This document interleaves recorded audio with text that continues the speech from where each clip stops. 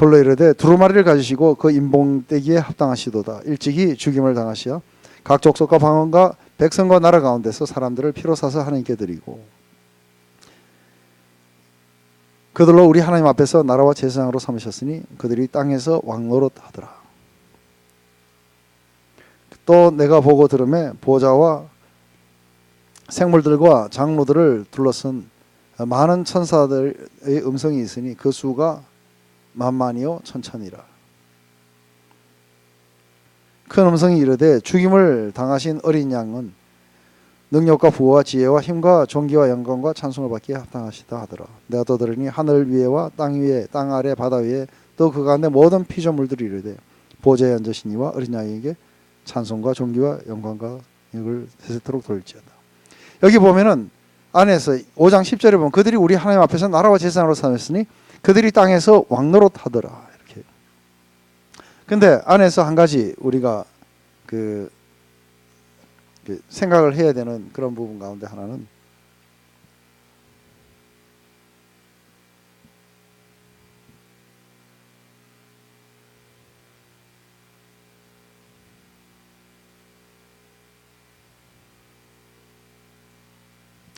안에서 그러니까 그 울지 말라고 유다 지파의 그 사사가 이겼다고 이야기해요. 그죠? 그 예수님이 온 세상을 승리하시는 예수님의 방법이 뭐였습니까?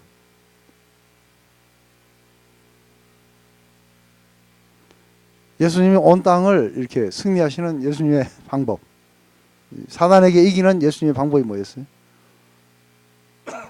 우리 패션 오브 더 크라이스트 보면은 그 사단의 머리를 갖다가 이렇게 짓눌러서 사단을 이기게 되는 예수님의 방법은 뭐였습니까? 사단하고 칼을 뽑아갖고 둘이서 펜싱 경기 하듯이 해갖고 드디어 사단을 찔러 죽이고 이기셨어요? 아니면 뭘로 이기셨어요? 네?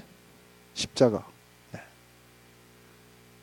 이 십자가 바로 죽음을 통해서 이기신 거예요. 빅팀이 되시면서 승리하신 거예요. 처음으로 이게 빅팀이 히어로가 되신 거예요. 그 안에 이분이 온 세상을 승리하시는 그 방법이 바로 자신을 갖다가 내어주시면서 승리를 하세요. 이게 아리송하죠, 그죠? 모든 승리들이. 여러분들 미션이라는 영화 보셨어요? 보신 분 한번 손 들어보세요. 네. 교회는 열심히 안 나오신 분이 미션 영화를 보셨어요. 그 미션 영화를 보면은 처음에 이 과라니 족속에게 복음이 전해질 때 어떻게 전해져요? 처음에 선교사들이 거기에 들어가게 되죠, 그죠? 들어가게 될 때 과라니 족속들은 선교사를 어떻게 해요? 죽여요. 그래서 십자가에 묶어갖고 이 이과수 폭포 밑으로 떨어뜨려요. 떨어지니까 그 다음에 어떻게 해요? 그 사람들이 또 뽑아가지고 그 다음에 내 차례다 해갖고 또 다음 사람이 올라가요. 그래서 드디어 이제 우리 주인공 신부가 뽑혀갖고 올라가죠, 그죠? 올라갔는데 이 사람이 그런 특기가 있었는 게 이게 클라리넷 연주를 할 수 있어요. 그래서 올라가갖고 그 두려움 속에서 그만 그냥 집에 가만히 있으면 되는데 그 폭포까지 기어 올라가갖고 그 위에서 클라리넷으로 이걸 연주를 하는 거죠. 바바바바밤 하고서 이제 넬라 판타시아 하고 이제 이걸 쫙 그걸 통해 갖고 드디어 이제 그들이 관심을 갖게 되고 그걸 마침내 복음이 승리를 거둬요. 그리고 그 과라니 족속들은 모두 밀림에서 나와가지고 선교회를 짓고 그들은 하나님을 섬기는 자로 그래서 나라와 제사장으로 삼는 일들이 벌어져요. 그런데 그 일들을 하기 위해서 이들이 사용했던 방법은 뭐예요? 자기 희생들이었어요. 순교였었어요. 자신들을 바로 자신들의 주임처럼 주면서 거기서 승리를 거두고 그들을 예수 그리스도의 피로 그리고 자신들의 피로 사서 하나님 앞에 나라와 제사장으로 삼게 돼요. 이게 바로 그분을 따르는 많은 사람들도 승리가 그렇게 일어난다는 거죠. 이게 안에서 선교 이야기뿐 아니라 우리의 모든 삶 안에도 이런 예들은 얼마나 많아요. 얼마든지 있어요. 아마 몇 년 전에 우리 시애틀에서 있는 이게 어린이들이 하는 이 장애인 올림픽이 있었어요. 올림픽이 아니라 장애인 그런 어떤 그 올림픽 비슷한 그런 경기가 있었어요. 근데 10명이 출발해갖고 땅 했는데 전부 다 막 뛰어갔는데 거기는 다운 증후군, 그 다음에 뭐 다리를 저는 애들, 뭐 별 이렇게 어치게 걸린 애들, 뭐 별거에 다 있었어요. 땅 해갖고 했는데 이게 실제로 있었던 일이에요. 하다가 한 애가 엎어져갖고 우는 거예요. 그러니까 막 뛰다가 뒤에서 애가 엎어져 우니까 전부 스톱해가지고 전부 뒤로 돌아온 거예요. 그 다운 증후군 걸린 여자애는 넘어진 애한테 뽀뽀도 해주고 그러면 전부 다 거기 서가지고 그럼 마지막에 10명이 전부 다 팔짱을 끼고 같이 뛰어들어가고 10분 동안 사람들이 기립박수 쳤어요.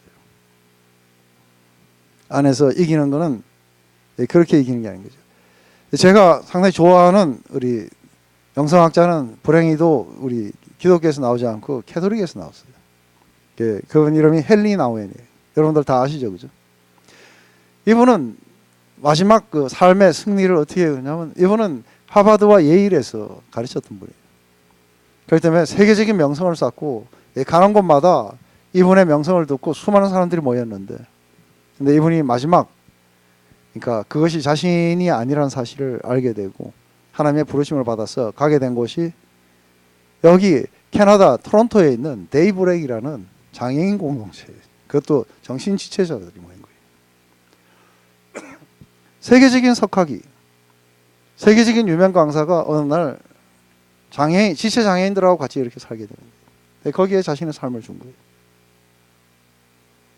근데 거기 가니까 한 가지 자기가 느낀 게 있다는 거예요. 왜냐하면 자기가 아는 지식과 이런 건 아무 소용이 없더라는 거예요. 이야기해도 못 알아듣더라는 거예요. 그 자기가 얼만큼 많은 디그리가 있고 얼마나 유명 강사였는지 이야기를 해도 이 사람들 못 알아듣는 거예요. 그런데 그 사람들이 묻는 질문은 하나더라는 거예요. 헨리, 오늘 나하고 같이 놀 거냐고. 결국은 알게 된 게 뭐냐면 내 지식과 이런 게 아니라 내가 나를 줄 수 있느냐는 거죠. 그 안에서 내가 수많은 사람들에게 그런 아주 삐까번쩍한 그런 어떤 지식과 그리고 디그리를 통해서 영광과 존귀를 받을 수 있을지 모르지만 실제로 그런 것을 전혀 인식하지 못하는 사람에게 가니까 결국은 중요한 게 뭐예요? 헨리, 너는 우리를 위해서 네 삶을 희생할 수 있겠냐? 결국은 그들과 함께 같이 살다가 죽었어요. 바로 그 속에서 그들과 함께 같이 살면서 바로 성육신 하신 예수님이 누군지에 대한 깊은 그런 이해들을 받게 돼요. 그분이 지식과 이런 것으로 우리를 하신 것이 아니라 자신의 삶을 우리를 위해서 주셨구나. 그것 때문에 우리에게 생명이 피어나는 거고. 그래서 그분의 책들을 읽어보면은 그분이 강의 갈 때마다 또 옆에 한 명씩 같이 데리고 가고 가면은 그 바로 지체장애자니까 이 사람들이 가갖고 강연 다 끝나고 난 뒤 헨리 나도 한마디 해도 되냐고. 그래갖고 아주 조심스럽게 나와서 하라고. 그래 소개를 하고 하니까 자기 이름은 누군데 자기는 오늘 헨리하고 여기 같이 오게 돼서 너무너무 기쁘다고 감사합니다 하고 내려가더라는 거예요. 그러니까 그냥 그때부터 유명 인사가 돼갖고 가는 사람들마다 만나가지고 반갑다고 인사하고 자기 이야기를 갖다 설명하고 그 안에 지식으로만 난무한 삶이 아니라 그 안에 진짜로 자신의 삶을 주고 그런 것들을 함께 같이 받아주는 그런 삶들인 거죠. 그렇기 때문에 구원이라는 것은 개인의 경건을 위해서 주어지지 않았어요. 많은 사람들이 개인의 경건을 위해서 주어졌다고 생각하는 거예요. 그런데 그게 아니라 나라와 제사장으로 삼으셨다. 그게 죽은 후 천국에 가는 것이 구원의 목표가 아닌 거죠. 구원은 하나의 수단이었었어요. 그것은 온 세상을 다스리고 변화시키고 하기 위해서 우리를 나라와 제사장으로 삼으셔서 세상을 다스리게 한다는 거죠. 오늘 그 10절이 그 이야기예요. 맞습니까? 그분의 피로 사서 나라와 제사장으로 삼으시고 온 세상을 다스리게 하신다는 거죠. 그렇기 때문에 실제적으로 온 세상을 향해 영향을 주고 하는 것은 이 교회가 어떤 좋은 글을 내서 아니면은 항의를 해가지고 그렇게 해서 하는 게 아니라 바로 주님의 방법이 그분의 피로, 그분의 희생으로 그렇게 하셨듯이 바로 나라와 제사장들은 자신의 희생을 통해서 그리고 온 세상에 하나님의 생명을 주시고 바로 그분이 다스려 가시는 그 다스림을 이 교회를 통해서 다스리신다. 근데 많은 사람들은 잘못 알고 있어요. 구원은 개인의 경건을 위해서 주어졌다고 하면서 실제로 조금 더 희생 안 하면서 개인의 경건에 모든 것들을 다 드려야 된다고 생각하면서 집안에 앉아갖고 날마다 닐바나를 맛보면서 오늘 또 천국에 갔다 왔다. 그건 하나님이 예수님이 그 피로 사셔갖고 우리로 하여금 날마다 닐바나를 맛보라고 그렇게 하신 게 아니고 바로 그분의 나라와 제사장으로서 이게 바로 이스라엘이 실패한 부분이 그런 거예요. 그래서 거기에 대해서 꼬집은 이 책이 바로 요나서예요. 왜냐하면 니느웨에 가서 복음을 전하라고. 그런데 니느웨가 자꾸 자기들 공격이기 때문에 원수 나라이기 때문에 싫은 거예요. 그래서 스페인으로 도망가 버렸어요. 그래서 하나님이 폭풍을 일으키시고 고래바닥에 넣었다가 3일 후에 끄집어내고 요나야 다시 가겠느냐 하니까 할 수 없이 억지로 가게 돼요. 이게 국가 이스라엘의 모습이었던 거예요. 그러면서 여전히 안에서 우리가 다스려야 되는 온 세상이 있다는 것에 대해서 이야기를 해주시는 거예요. 근데 그들이 얼마나 귀한 줄 아느냐. 그래서 박농크를 올려가지고 탁 그늘을 만들어주니까 땡빛에 있다가 그늘에 들어오니까 얼마나 좋아요. 그죠? 근데 갑자기 탁 쉬더라고 다 죽게 해버리니까 거기에 대해서 막 신경질 내요. 땡빛이 그늘이 없어졌다고.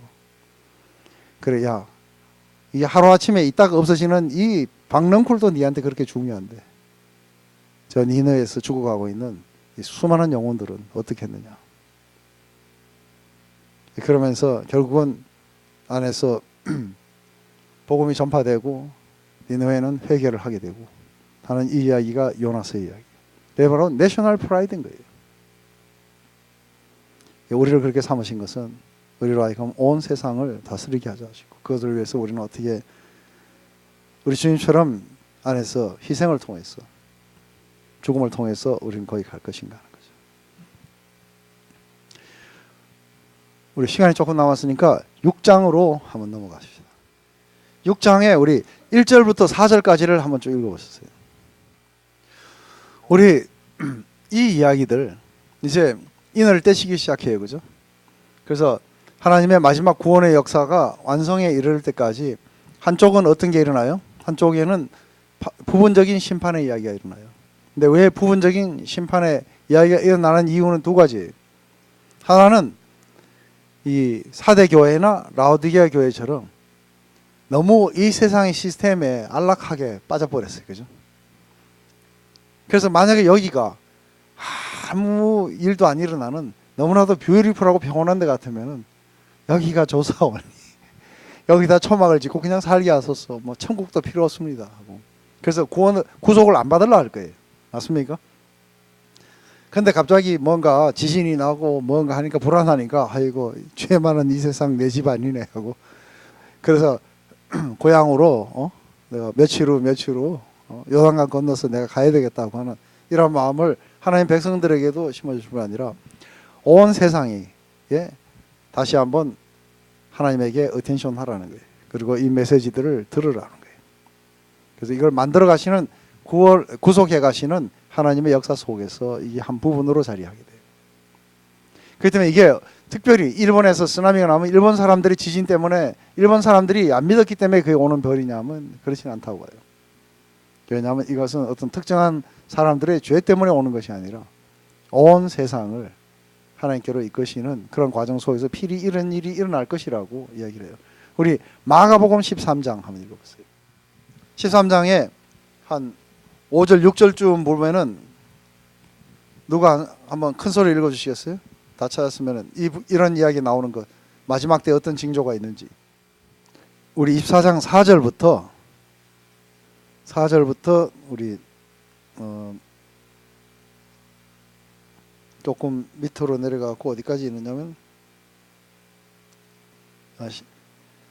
14절까지 4절부터 14절까지 다시 한번 우리 소영이 읽어줄래요? 이런 모든 것들은 그 재난의 시작일 뿐 끝이 아닌 거예요. 그죠? 그 안에서 이런 정복과 기근과 그리고 죽음과 이런 그 재난들이 계속해서 일어나게 될 거라는 거예요. 이것은 필히 이제 이런 모든 구속의 역사를 펼쳐갈 때 일어나게 될 거라는 거예요. 그렇지만 그것은 끝이 아니라는 거예요. 그러면서 많은 사람들의 사랑에 식어가고 서로 미워하고 이렇게 변해가게 될 거라는 거예요. 그렇지만 끝은 언제 오는 거예요? 근데 많은 사람들이 이런 재난이 오면 끝이 왔나 이렇게 생각하는 거예요. 근데 24장에서 14절에 뭐라 그래요? 언제 끝이 난다고요? 이 복음이 온 세상에 전파되고 난 후에야 끝이 온다는 거예요.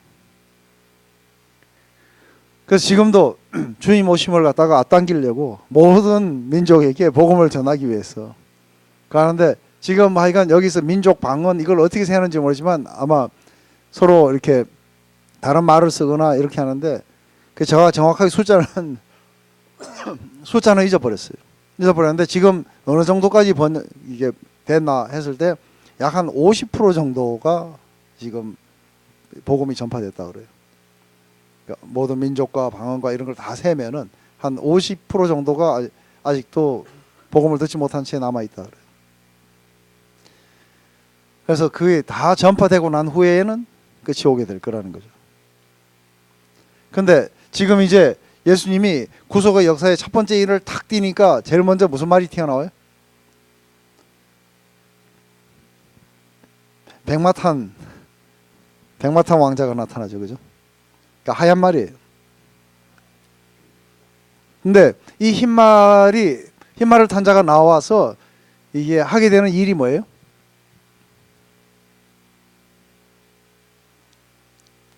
뭘 한다고요? 계속해서 정복해 나가는 거예요. 계속해서 끝없이 나라가 나라를 정복해 나가는 이런 일들이 벌어지는 거예요. 근데 이게 나중에 가서 뒤쪽에 가면은 백마탄 분이 나오세요. 그분이 이름은 충신이고 만주의 주고 만왕의 왕이시라고 이렇게 쓰여졌어요. 그죠? 그래서 백마탄 분이 이게 예수님이 아닐까 생각하는데 지금 이건 예수님이 아니에요. 이것은 스가랴서 2장에 나오는 그 안에서 보면은 실제적으로 하나님에 의해서 보내져 가지고 온 세상에 이런 재앙을 갖기로 결정돼서 나가게 되는 똑같은 이 말들이 네 가지 색깔이 또 그대로 나와요. 그래서 구약에서 스가랴서에서 따왔어요. 스가랴서에서 따왔는 이것은 전부 다 안에서 실제적으로 하늘의 영역 속에서 이런 일들이 일어나게 되면 땅 안에서는 끝없는 정복의 역사들이 일어나는 거예요. 지금도 아직도 계속 진행되고 있죠. 그죠? 계속 진행되고 있고, 또 얼마 전에는 한 나라를 40년 동안 통치했던 사람들이 서방세계에 미움을 받자 어떻게 돼요? 완전히 마지막에 아주 개죽음을 하듯이 그렇게 죽어버리고, 그 안에 있는 또 나라들은 어떻게 변해갈지 몰라요. 그렇지만 불과 100년 전 안에도 보면은, 몇십 년 전 안에도 보면은 이 아프리카는 거의 다 누구의 땅들이었어요? 아프리카는 거의 대부분이 이 프랑스나 영국이나 이런 나라들의 땅이에요. 그 아주 아프리카에 왜 전쟁이 이만큼 많이 나는지 이해하세요? 왜 전쟁이 저렇게 끝도 없이 서로 죽이게 되고 이런 것들이 일어나는지 아세요?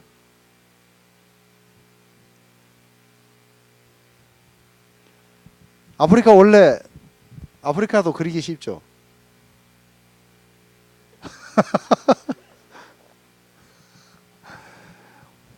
지도 하나는 진짜 잘 그려요. 근데 이 속에 민족과 족속과 이런 것들이 다 틀려요. 그죠?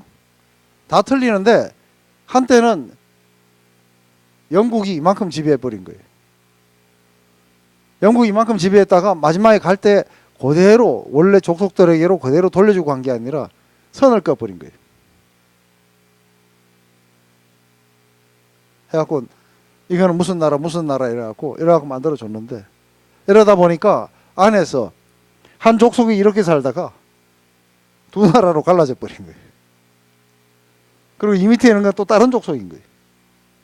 그러니까 원래는 다른 족속이었는데 이게 한 나라가 되고 나니까 죽으라고 싸우는 거예요.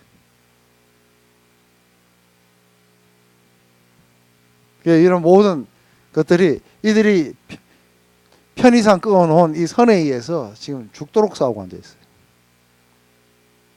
안에서 정복이 계속해서 첫 번째 인을 띄니까 정복의 역사가 막 일어나게 되는 거예요. 두 번째 인을 떼니까 어떤 일이 벌어져요? 활을 가지고 그러니까 처음에 그런 활을 가지고 이제 정복해요. 두 번째 인을 뗄 때 내가 들으니 둘째 생물이 말하되 오라 하니까 이제 붉은 말이 나와요. 그 탄자가 허락을 받아서 땅에 화평을 제하여 버리고 서로 죽이게 하고 또 큰 칼을 받았더라. 그러니까 안에서 이런 정복의 역사 속에 필히 일어나는 것들이 뭐예요? 안에서 피비린내 나는 이런 싸움들, 화평을 제해버리고. 우리나라는 해방되고 난 뒤에 그 금을 꺼버렸어요. 38선을 꺼버리는 바람에 어떻게 돼요? 우리도 6.25를 통해서 죽도록 싸웠어요. 지금도 요새도 싸워. 이들이 금을 갖다가 좀 잘 꺼야 되는데 한 나라에다가 중간을 금을 꺼버려가지고, 그래서 그것 때문에 우리는 6.25라는 아주 비극적인 것들을 만나게 되고, 그 안에 계속해서 이런 일들이, 우리 인간의 죄악들이 끝없이 우리를 이렇게 해나가는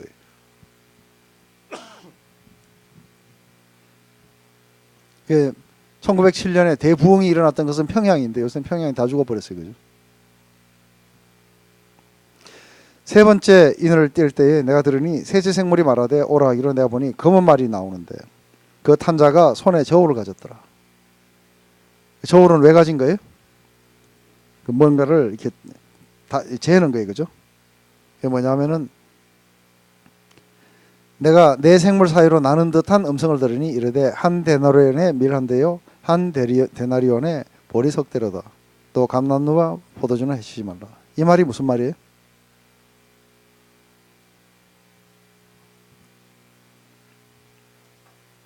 이 말이 뭐냐면은 갑자기 검은 말이 탁 튀어나오는데 갑자기 네 생물 사이로 검은 말이 딱 나가자 안에서 검은 말이 왜 나가는지 가르쳐 주는 거예요.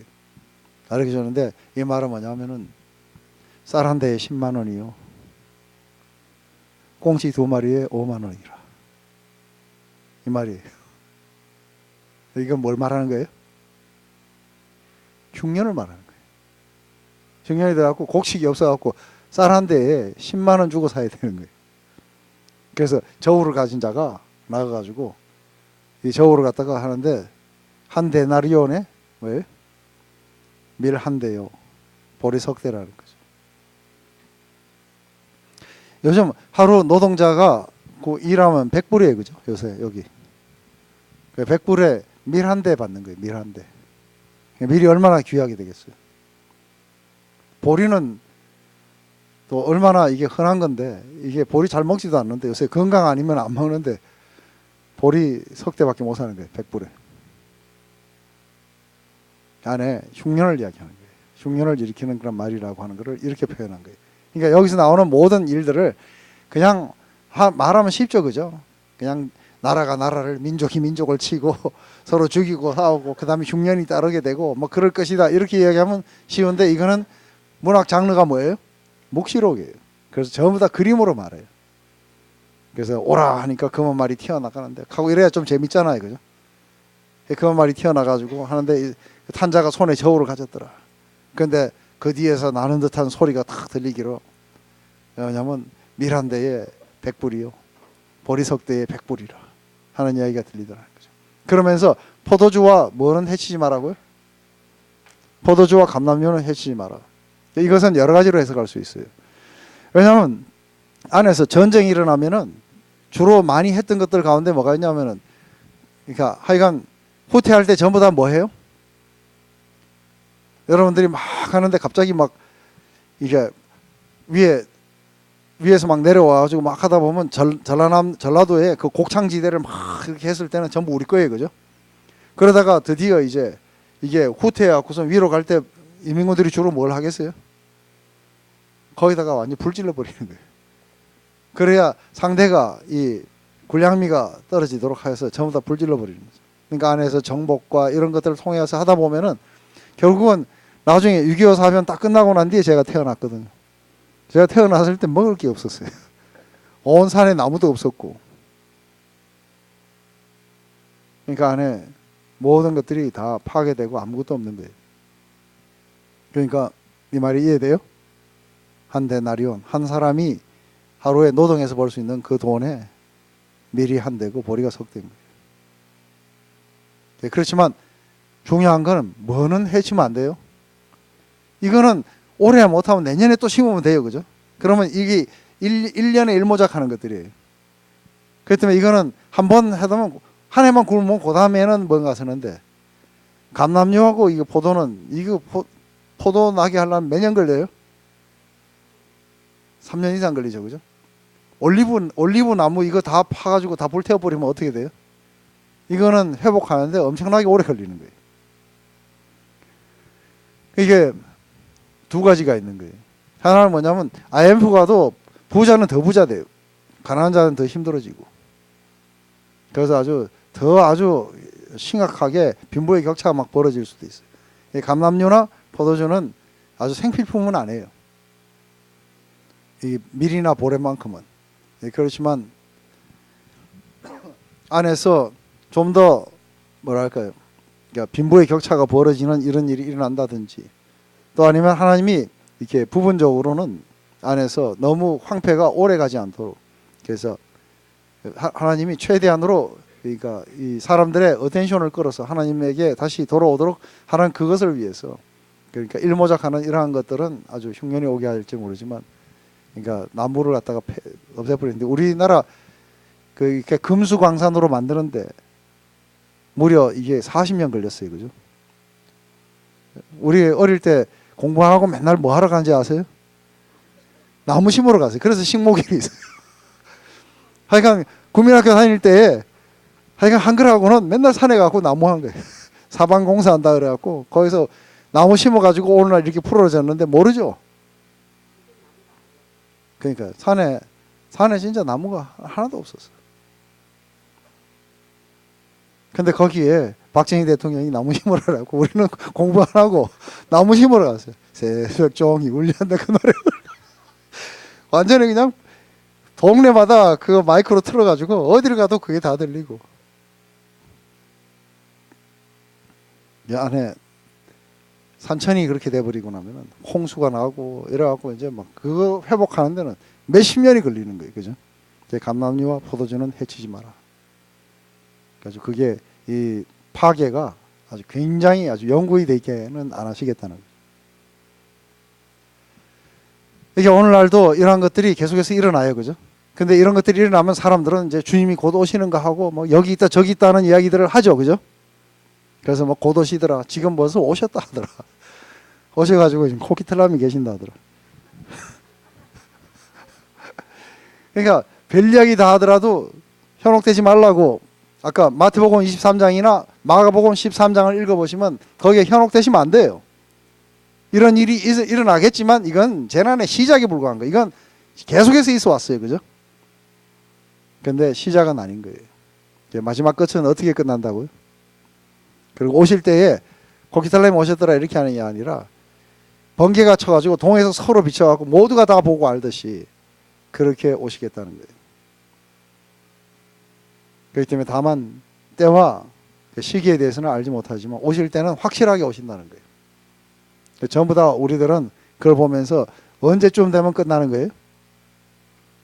이게 우리가 했던 마지막 모든 이 역사들이 다 끝이 나고 마침내 그분의 뜻이 온전하게 성취가 되고 우리는 그 속에서 이제 우리의 모든 눈물을 씻어주시고 우리의 모든 고통들을 다 제어해 주시고 우리에게 이제 영원한 기쁨과 평강 속으로 우리를 이끌어 가시는 그날은 언제 오는 거예요?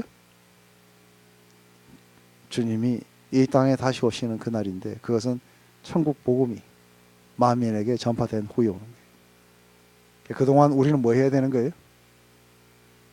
우리는 그냥 가만히 기다리면 안 되는 거예요. 나라와 제사장으로서 우리는 계속해서 그분의 역사가 온 땅에 이루어지기 위해서 우리 자신들을 희생하면서 천국 복음이 온 땅에 전파될 수 있는, 그걸 위해서 이 교회는 나가야 된다는 거예요. 그렇기 때문에 이제 숙제 5째 인을 띄니까 어떻게 돼요? 그 안에 있는 수도 없이 그렇게 희생당했던 자들이 묻는 거예요. 언제까지 우리의 피를 신원해 주지 않습니까? 아직도 남았다는 거예요. 50%가 아직 남았다는 거예요. 맞아요? 그렇지만 지금까지 50%보다는 이 앞으로의 50%는 훨씬 더 빠른 속도로 진행되겠죠. 모든 수단들이 발달됐으니까. 아직도 50%가 남았다는 거예요. 그래서 조금 더 너희들의 희생을 필요로 한다는 거예요. 그래서 너희들의 희생을 통해서 좀 더 세상을 더 다스려야 될 부분이 남았다는 거예요. 마침내 모두에게 그게 되고 나면은 이제 그래서 여섯째 인을 떼니까 어떻게 돼요? 여섯째 인을 떼니까 이제는 진짜로 이제 심판이 일어나요. 그죠? 심판이 일어나면서 갑자기 그 안에서 그러니까 사람들에게 이 죽음이 못 오도록 심판이 못 오도록 이제 구속함을 받은 자들에게는 그 이마에 인을 치는 작업들이 일어나요. 그죠? 그래서 안에서 이 인을 친 자들은 모든 이런 심판과 이런 죽음에서 보호가 되기 시작하는 거예요. 그래서 한쪽에는 인 맞은 자들이 14만 4천 명이 생기게 되고 한쪽에는 뭐예요? 어마어마한 심판이 자행이 되고 하는 것은 여섯째 인이라고. 일곱째 인을 떼니 어떻게 돼요? 상황 끝. 고요한 거예요. 이제 다 끝난 거예요. 그래서 한번 이제 다섯째, 여섯째 이 두 가지를 갖다가 한번 이렇게 보시고 오셔서 이제 그 다음에 가면은 금대접으로 나가. 이제 대접을 갖다가 들이붓는 걸로 나팔이죠 참. 예, 그렇게 이렇게 하나씩 이해하면 지금까지 들었던 복음의 내용이 그냥 그림으로 나타나죠, 그죠? 앞으로도 계속 그렇게 될 거예요. 그래서 하나하나 설명하고 나면은 이제는 요한계시록 가지고 두려워할 필요도 없고 우리가 들었던 그런 어떤 신학적인 지식을 이제는 그림 가지고 재밌게 동화식으로 이야기한 거예요. 그렇지만 내용은 하나도 안 달라요. 기도하고 마칠게요. 하나님 아버지, 오늘 우리 요한계시록 5장과 6장을 통해서 또 하나님 구속주 하나님의 그런 아름다움이 뭔지 아버지 그것을 통해서 어떻게 세상을 통치하시며 또 우리로 하여금 어떻게 나라와 제사장으로서 온 세상을 다스려야 되는지 그것은 다름 아닌 바로 자기 죽음이었었고 희생이었던 것들을 봅니다. 바로 그 사랑으로 온 세상을 은혜로 온 세상을 통치하시는 당신에 의해서 구속함을 받았고 또 당신의 그런 손과 발이 되어서 온 세상을 향해 나아가 당신의 그 사랑의 복음을 전파하는 일에 아버지 교회가 힘쓰게 되기를 소망합니다. 하나님 이러한 모든 재난들이 우리 주위에 늘상 있지만 이것은 우리가 그것을 보고 겁먹거나 놀라서 도망가라는 것이 아니고 바로 이런 것을 통해서 바로 하나님께서 하나님께로 돌아오라는 그런 메가폰으로 우리가 인식하고 또 이미 구속함을 받은 우리들은 바로 이 세상에 그런 메가폰의 역할들을 하며 그 재난 속에서도 우리는 사랑을 베풀고 그들을 위해서 우리 자신들을 희생하며 그들이 바로 이 구속주 하나님 그리고 창조주 하나님께로 돌아올 수 있도록 아버지 그래서 하나님의 모든 구원과 구속의 역사가 완성되어 마침내 온 인류가 하나님 안에서 안식하며 쉬는 그날들을 바라보게 되기를 소망합니다. 아버지 구원이 우리들의 경건에 개인적인 경건이 아니라 바로 이 하나님의 거대한 목적을 통해서 우리에게 주어지는 것을 인식하고 교회가 거기에 대해서 바르게 인식하며 나아가게 되기를 소망합니다. 아버지 다시 한번 요한계시록을 읽을 때 우리 마음속에서도 창조주 하나님과 구속주 하나님에 대한 찬양이 터져 나오며 또 그것에 함께 동참하는 그런 기쁨들을 통해서 우리 삶의 모든 어려움들을 이기고 그리고 마침내 승리하게 하시옵소서. 예수님의 이름으로 기도드렸습니다.